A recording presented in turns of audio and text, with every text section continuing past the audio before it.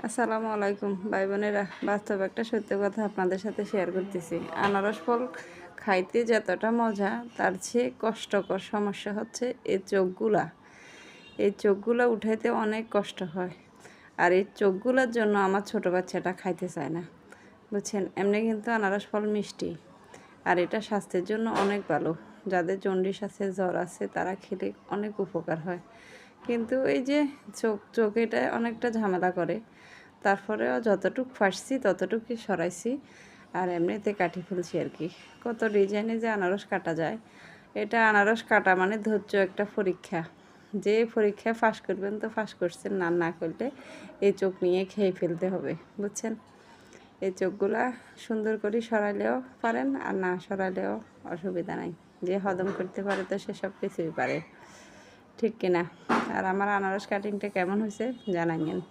সবাই ভালো থাকবেন, সবার জন্য ভালোবাসা রইল। আল্লাহ হাফেজ।